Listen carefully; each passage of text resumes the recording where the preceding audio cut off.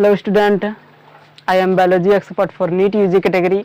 आज की क्लास में हम डिस्कस करेंगे बायोलॉजी की 11th क्लास की चैप्टर 16 जिसका चैप्टर नेम है digestion and absorption. Digestion and absorption में हमें डिस्कस कल की क्लास में लेक्चर इसका पार्ट 1 लेक्चर 1 देख लिया, आप लोगों ने समझ लिया होगा, देख लिया होगा। मेरे ही चैनल पर, इसी चैनल पर जाकर देख सकते हैं, जिसमें मैंने डिस्कस किया था बकल कैविटी के बारे में। बकल कैविटी में हमने डिस्कस किया था, वेस्टिब्यूल बताया था, और क्या बताया था, वेस्टिब्यूल के बाद टंग के बारे में डिस्कस किया था, उसका स्ट्रक्चर देखा था। तो बहुत ही इम्पोर्टेंट टंग था, वो पोर्शन बहुत ही इम्पोर्टेंट है, उसको भी जाकर देख लीजिए और नोट्स बना इसका तैयार कर लीजिए। तो आज की क्लास में हमें डिस्कस करना है डाइजेशन एंड एब्जॉर्प्शन का पार्ट 2, जिसमें बकल कैविटी में ही टिथ क्या आता है, टिथ के बारे में डिस्कस करना है। जो बच्चे मुझे नहीं जानते हैं, my name is Mohammed Rahim, जो कि total 1 years experience offline and as well as online नहीं, यही यानी कि यूट्यूब प्लेटफॉर्म का एक्सपीरियंस है, जो कि 1 साल से इसी प्लेटफॉर्म पर आपको गाइड कर रहा हूं और आपको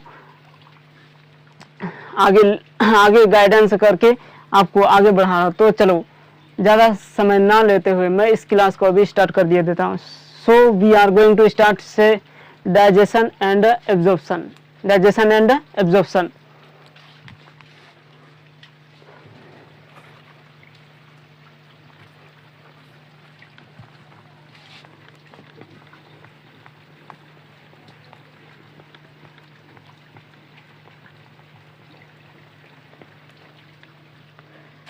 डाइजेशन एंड एब्जॉर्प्शन में आज हम लोगों को क्या डिस्कस करना है, tooth.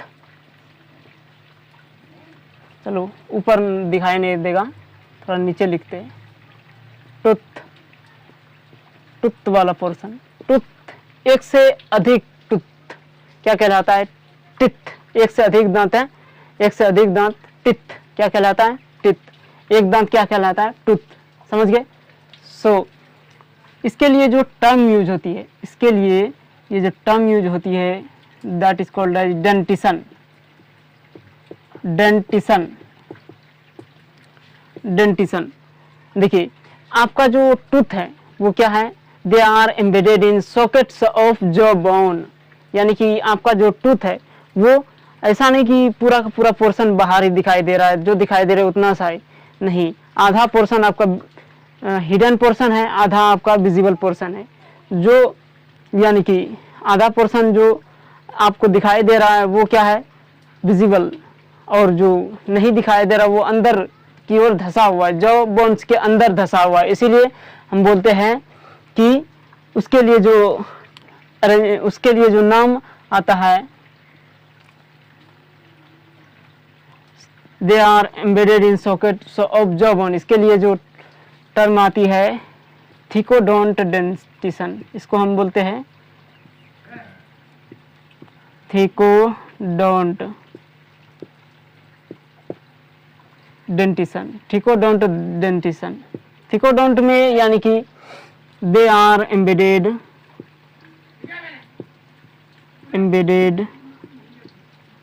In sockets of jaw bone.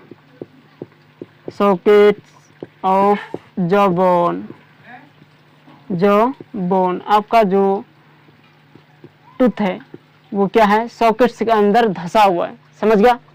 अब आपका जो टूथ है वो जरूरी नहीं कि एक ही तरह के टूथ हो, जरूरी है कि सबका टूथ वो जो टूथ आपका अंदर ध्यान से अगर देखते हैं, अगर फील करते हैं, छू कर देखते हैं, टंग से छू कर देखते हैं, टच करके देखते हैं, तो आपको पता चलता है कुछ दांत ऐसा है, कुछ दांत पतली है, कुछ दांत थोड़ा सा मीडियम साइज का है, कुछ दांत छोटा सा है और एकदम क्या बोलते हैं फ्लैटेंड है कुछ दांत। इसीलिए तो आपका जो ये जो दांत अलग अलग तरीके से होता है, इसके लिए इसको हम बोलते हैं हेटेरोडेंट डेंटिशन।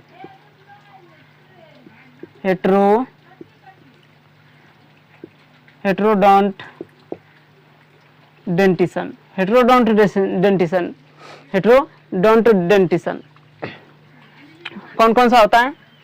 सबसे पहले आता है आपका incisor, canine, premolar and molar. अब देखिए आपका जो टूथ है वो जीवन में, लाइफ में, यानी कि in your life tooth they have come in your life twice, यानी कि आपका जो टूथ है वो आपके लाइफ में एक ही बार नहीं आता है। कब? 2 बार आता है। कितने बार? 2 बार। एक बार मिल्क टूथ होता है, एक बार मिल्क टूथ जो होता है एकदम सिस्टमेटिक तरीके से एकदम जुड़ा हुआ होता है, एकदम सिस्टमेटिक तरीके से एकदम क्या बोलते हैं, इक्वल होता है टोटल टूथ। लेकिन वो मिल्क टूथ झड़ने के बाद जो दूसरा परमानेंट टूथ आता है वो तो अलग ही तरीके का होता है। कब कोई इधर की तरफ भाग गया है, कोई उधर की तरफ भाग गया है, कभी कभी बीच में गैप भी बन जाता है, एकदम गंदगी मच जाती है टूथ के लाइनिंग में। समझ गए? तो उसके लिए हम नाम यूज करते हैं डायफायोडोंट।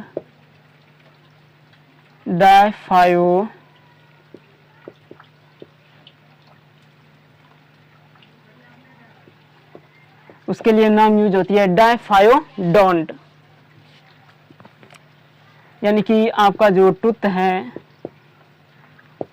Tooth they have come twice in the life time, twice in the life time. समझ गए? आपका जो टूथ है वो आपकी पूरे लाइफ टाइम में कितना आता है, पूरे जीवन भर में कितनी बार? 2 बार आती है। समझ गए? तो इतना क्लियर है। तो इसको मिटा देते हैं, अभी मिटाएंगे नहीं। चलो एक पोर्शन और, एक चीज अभी जगह खाली है तो इसको यहीं पर निपटा देते हैं।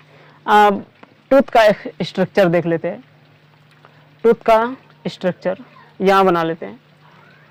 टूथ का स्ट्रक्चर इस तरीके से होता है।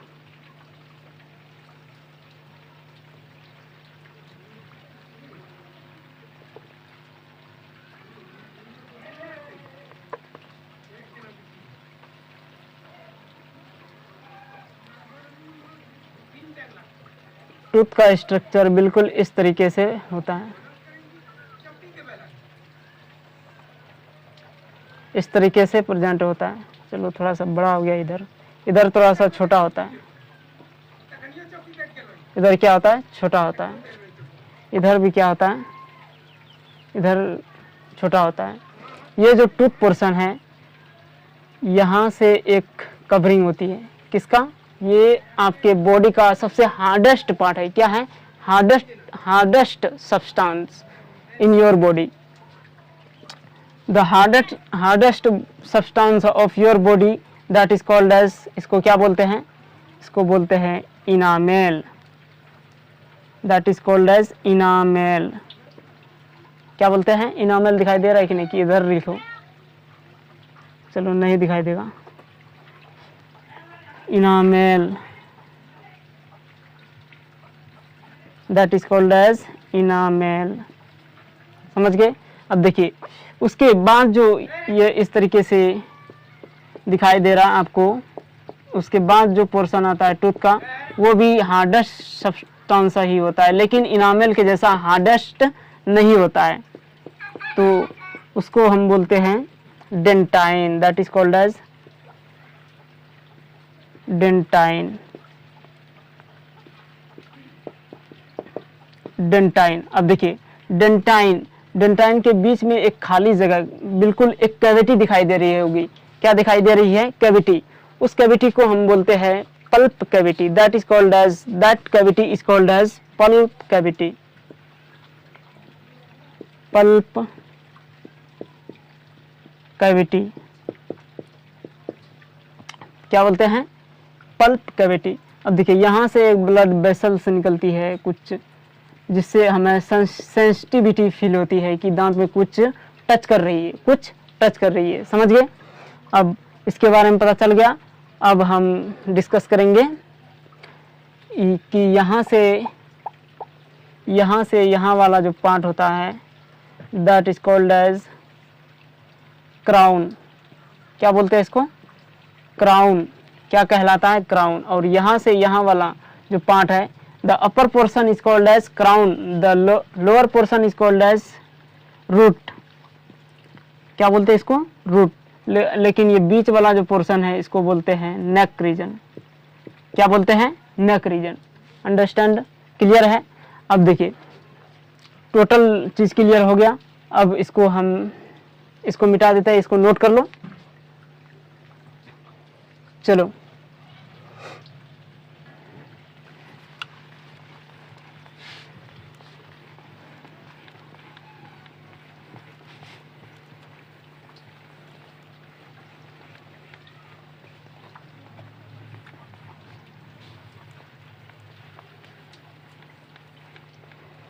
अब जो आपका टूथ जो जिस तरीके से आपका अरेंजमेंट है टूथ का, उसके लिए एक क्या बोलते हैं फॉर्मूला बनकर आती है। वो कौन सा फॉर्मूला है? That is called as dental formula.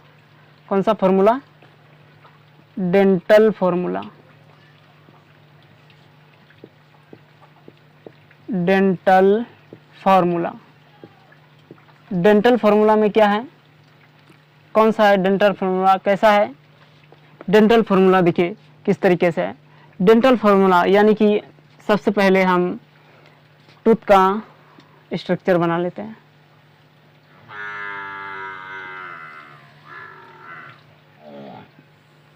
यहाँ से इस तरीके से आपका क्या है, ऊपर ये है अपर पोर्शन, ये है लोअर पोर्शन। देखिए अपर वाले पोर्शन को हम लिखेंगे न्यूमिनेटर में और लोअर वाले पोर्शन को हम लिखेंगे डिनोमिनेटर में। समझ गए? देखिए यहाँ पर आपका है दो, यहाँ पर तुम्हारा दो क्या है? कैनाइन है। दो क्या है? कैनाइन। फिर उसके बाद क्या है? इंसीजर है। उसके बाद क्या है? कैनाइन। एक क्या है? कैनाइन। उसके बाद दो क्या है? प्रीमोलार। दो क्या है? प्रीमोलार। उसके बाद क्या है? मोलार।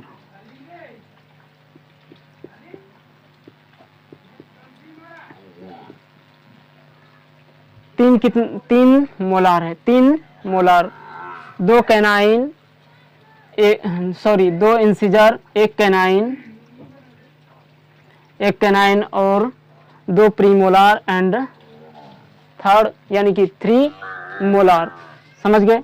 यहाँ से इधर से भी दो इंसिजर, एक कैनाइन, दो प्रीमोलार एंड 3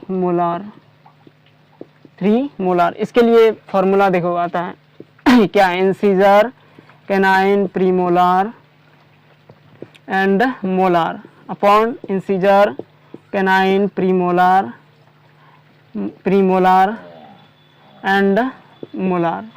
अब देखिए इसके लिए इंसिजर कितना है? 2 है तो 2, कैनाइन कितना है? 1 है तो 1 2 1 2, और प्रीमोलार कितना है? 2 2 1 2, और मोलार कितना है? 3 2 1 2 3 अपॉन 2 1 2 3।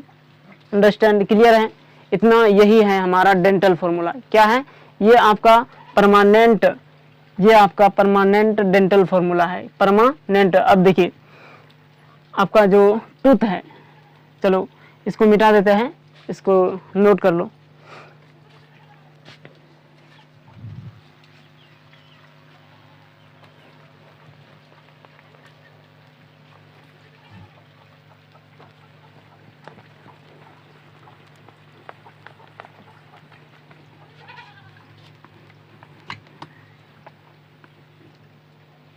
चलो इसको रहने दो, इसी को सिर्फ आगे लेकर चलेंगे।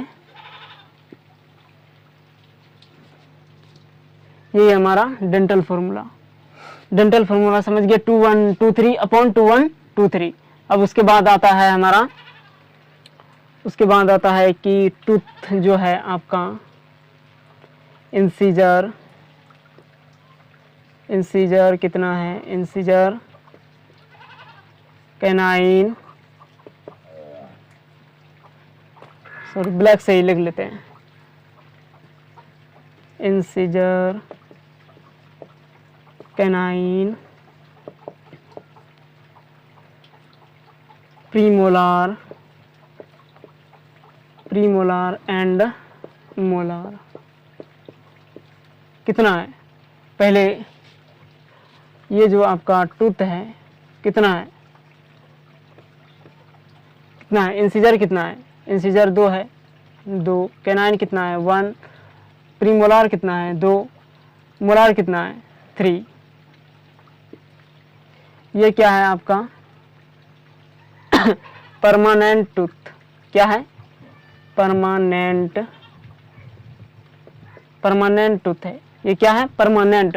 अब उसके बाद देखिए कितना है, हम एक साइड का यानी कि अपर साइड, अपर वाले पोर्शन के एक साइड का हम बता रहे हैं ओनली। अगर चारों साइड का देखेंगे तो 4 से मल्टीप्लाई कर दो इसको, कितना टोटल टूथ आपके अंदर, आपके बकल कैविटी में कितना टूथ है ये आपको खुद पता चल जाएगा। इतना तो मल्टीप्लाई आता ही होगा। 4 4 4 कम 4 4 दूना 8, 4 कम 4 4 4 1 जा 4, 4 2 जा 8, 4 3 जा 12 12। अब देखिए इसको क्या करो, जोड़ दो। इसको कितना होता है? 12 8 20, 12 8 20, 24 24 8 32। कितना? 32। क्या आपके बगल के कैविटी में अभी भी 32 टूथ है? नहीं, गिन के देखो। 4 आपका 4 टूथ नहीं होगा। क्यों? 4 टूथ सभी के बकल कैविटी में नहीं होता है। क्यों? क्योंकि वो मतलब 22 साल होने के बाद ही आपके अंदर वो थर्ड मोलार एब्सेंट होता है सब में। लेकिन 22 साल पूरा 21-22 साल के होने के बाद, यंग होने के बाद वो थर्ड मोलार आ जाता है। ये थर्ड मोलार सब में प्रेजेंट नहीं होता। 21-22 साल होने पर, जवानी आने पर, विजडम आने पर, एक तरीके से विजडम आने पर ये टूथ आती है। तो इसके लिए ये जो टूथ है वो क्या है? एक तरीके का वेस्टिजियल है। हमारे अंदर कोई इसका फंक्शन नहीं है। जो कि हमसे जो अर्ली मैन थे, हमारे एंसेस्टर जो थे, वो हमसे पहले वाले अर्ली मैन जो थे, उसके लिए वो थर्ड मोलार क्या था? एक इम्पोर्टेंट भूमिका निभाती थी अपने लाइफ में। लेकिन वो लोग तो खाना मतलब फूड को तैयार बनाना नहीं जानता था, उसको पकाना नहीं जानता था, इसलिए कच्चा चबाते थे। इसलिए उसको चबाने के लिए क्या था? थर्ड मोलार मजबूती करने के लिए थर्ड मोलार था। लेकिन हमारे अंदर क्या है? ये इसका कोई फंक्शन नहीं है। ये क्या है? एक तरीके का vestigial. Third molar is vestigial.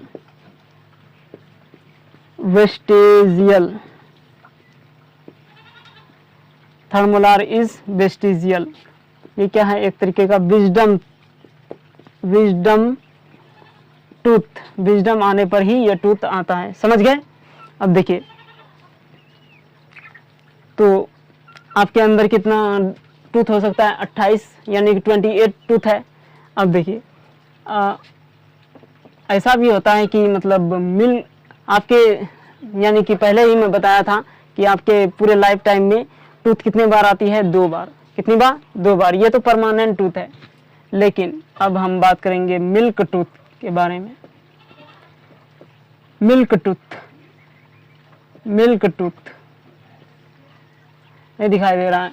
चलो ठीक से लिख लेते हैं इसको, अट जाएगा ना यहाँ। मिल्क टूथ में देखिए, मिल्क टूथ जो आता है सबसे पहले कौन कौन आता है बता देते हैं। 2 इंसीजर तो आता ही आता है। ये 2 इंसीजर आता है, ये कैनाइन भी आता है, और ये प्रीमोलार दोनों नहीं आता है। प्रीमोलार 210 और ये एक थर्ड मोलार आपका यानी कि मिल्क टूथ में प्रेजेंट नहीं होता है, थर्ड मोलार भी प्रेजेंट नहीं होता। 2102 तो इसको 4 से मल्टीप्लाई करो, टोटल कितना टूथ हो जाएगा? 4 दूना 8, 4 0 8 कितना है? 8 8 16 4 20 कितना? 20। अब देखिए ऐसा यानी कि आपके लाइफ में एक ही बार जो टूथ आता है उसकी संख्या क्या है, वो कितना है? देखिए कितना है इसमें यानी कि परमानेंट टूथ में, टोटल टूथ में 20 माइनस कर दो, आपका आ जाएगा नंबर ऑफ, यहाँ पर लिखेंगे नंबर ऑफ मोनोफायोडोंट, नंबर ऑफ, इसका डेंटल फार्मूला क्या है? इसका भी डेंटल फार्मूला लिख लो, 2102 अपॉन 2102। ये क्या है? मिल्क टूथ का डेंटल फार्मूला। लेकिन ये जो नंबर ऑफ मोनोफायोडोंट,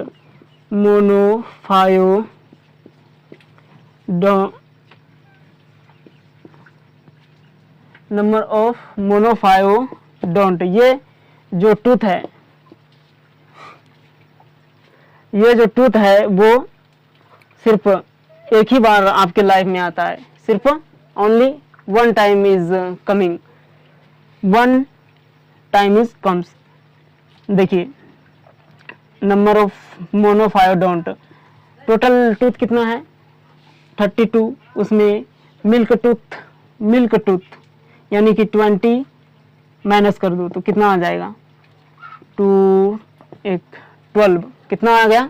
12 दांत, 12 टूथ जो है वो क्या है? आपके लाइफ में एक ही बार आता है। कब आता है? जब आपका मिल्क टूथ झड़ जाता है, तब ये दोनों प्रीमोलार आ जाता है, साथ ही साथ ये थर्ड मोलार भी बाद में 20-22 साल होने के बाद आ जाता है। तो इसका डेंटल फार्मूला क्या है? इसका डेंटल फार्मूला की बात करें तो इंसीजर तो आता ही है, इसको लिख दो 0, डेंटल फार्मूला इंसीजर आता है, इसको लिख दो 0, और ये कैनाइन भी आता है, इसको लिख दो 0। जो नहीं आता उसको लिखेंगे, प्रीमोलार नहीं आता इसको लिखेंगे 2002, लेकिन 002 ये भी आता ही है तो इसको नहीं लिखेंगे, 0 लिखेंगे, इसको नहीं लिखेंगे, लेकिन ये आता है तो 1 लिखेंगे, 0021 अपॉन 0021। ये क्या हो गया? आपका नंबर ऑफ मोनोफायोडोंट का डेंटल फार्मूला हो गया। समझ गए? अब हम टूथ आपका यहीं पर समाप्त हो गया, टूथ का पोर्शन यहाँ पर आपका समाप्त हो गया। अब हम डिस्कस करेंगे आगे टूथ से आगे के भाग को। चलो इसको नोट कर लो, बहुत ही इंपॉर्टेंट है। एनसीईआरटी, आउट ऑफ एनसीईआरटी भी गया, थोड़ा तो दर्द नहीं होना चाहिए कि आउट ऑफ एनसीईआरटी पढ़ाते। कभी कभी ऑप्शन ये क्या है ना, कभी कभी एग्जाम में ऑप्शन में आ जाता है, इसलिए हम इतना समझा दिए। तो चलो इसको नोट कर लो, मिटा देते हैं इसको।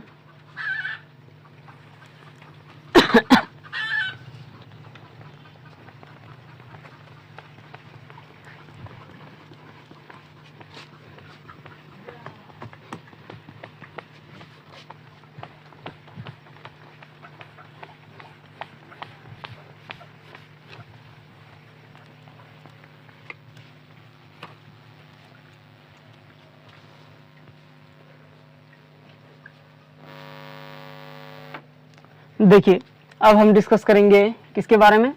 अब हम डिस्कस करेंगे यानी कि टूथ से बकल कैविटी से आगे। बकल कैविटी से आगे जाओगे तो पाओगे क्या? ये है आपका क्या है? नेजल कैविटी है। ये है आपका, ये आपका क्या है?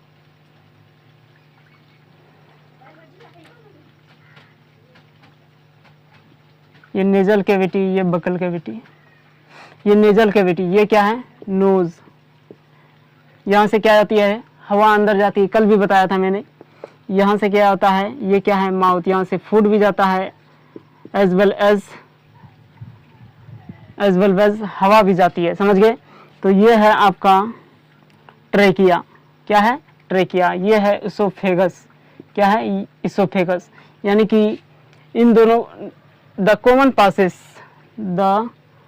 पासेस फूड एंड एयर, यानी कि nasal cavity and buccal cavity, the common passes nasal cavity and buccal cavity that is called as pharynx. इसको क्या बोलते हैं, जो आपका हिंदी में समझा देते हैं, जो आपका नेजल कैविटी और बकल कैविटी के कॉमन यानी कि सामान्य रास्ते को मिल जाती है, जहां पर ये दोनों रास्ते, उसको बोलते हैं हम pharynx, that is called as pharynx. अब देखिए जो नोज के पास जो फेरिंग्स का हिस्सा है उसको बोलते हैं nasopharynx, that is called as nasopharynx. But जो बकल कैविटी के पास जो फेरिंग्स का हिस्सा है, पोर्शन है, उसको बोलते हैं that is called as, that portion is called as oropharynx, oropharynx, oropharynx। अब देखिए यहाँ पर से आप यानी कि फूड लेकर गए, यहाँ पर आपका बॉल लाइक टीथ के द्वारा, टीथ का फंक्शन क्या हुआ, टीथ का function mastication of food, food को चबाना और सलाइवा के मिक्सिंग करना, मिक्सिंग करके उसको कहाँ भेजना, फेरिंग्स में भेजना, फेरिंग्स में भेजकर या आपका बॉल लाइक यानी कि बॉल लाइक स्ट्रक्चर बना लेता है, इसको हम बोलते हैं bolus, that is called as bolus. ये जो बोलस है, ये बोलस कहाँ जाता है, ये है आपका इसोफेगस। ये आपका इसोफेगस तो दो यानी कि दो ट्यूब है, इसको बोलस को कैसे पता चलेगा कि हमको गलेट में जाना है, हमको यानी कि विंड पाइप ट्रेकिया में नहीं जाना, इसोफेगस में जाना है, कैसे पता चले, क्योंकि चलो इसको पहले लेवल कर लेते हैं। ये क्या है इसोफेगस, इसोफेगस ये है आपका trachea, trachea is other name of wind pipe, trachea, समझ गए। अब देखिए ट्रेकिया के बाद यहाँ पर जो आपका ओपनिंग है इसको बोलते हैं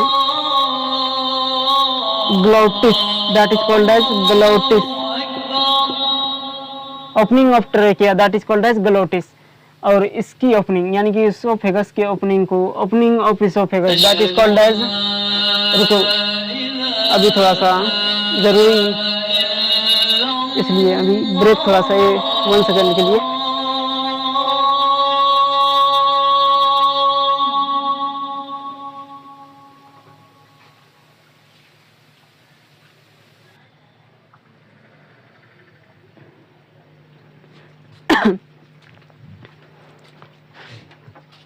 अजान का टाइम हो गया था, इसलिए मेरे मोबाइल में अजान सुनाई दे रही थी, इसलिए उसको बंद करने के लिए गया था। तो मैं क्या बता रहा था कि ये जो ट्रेकिया है, ट्रेकिया के ओपनिंग को ग्लोटिस बोलते हैं। क्या बोलते हैं? ग्लोटिस। क्या बोलते हैं? ग्लोटिस। ग्लोटिस, ये जो ग्लोटिस है इसके ऊपर एक कार्टिलेजिनस फ्लैप का एक ढक्कन होता है। जब भी ये बोलस यानी कि आप सोलो करते हैं, निगलने की कोशिश करते हैं, तो ये cartilaginous flap that is called as cartilaginous flap is called as epiglottis.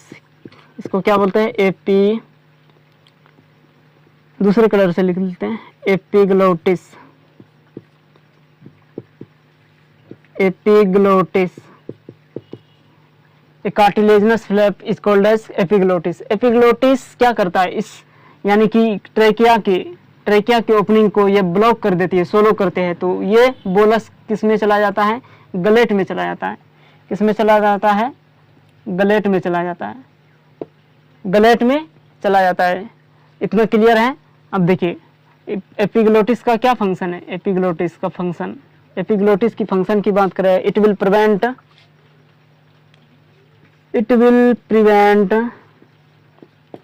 Entry of food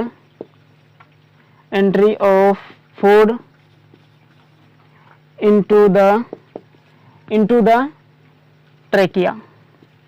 trachea में ये फूड को, बोलस को जाने से क्या करती है? रोकती है। क्या करती है? प्रिवेंट करती है। समझ गए? इतना तो आप क्लियर होगा। तो आज की क्लास को हम यहीं पर समाप्त करते हैं, तो मिलेंगे अगली क्लास में फिर। So we are done this session. कल की क्लास में इसोफेगस के बारे में पढ़ेंगे और इसोफेगस के बाद जो स्टमक आता है उसके बारे में डिस्कस करेंगे। तो ये हमने डिस्कस कर लिया। So we are done this session. इसका एनसीईआरटी पढ़ लेना और नोट्स को रिवाइज कर लेना, फिर इस क्लास को लगाना। So we are done this session. Thank you.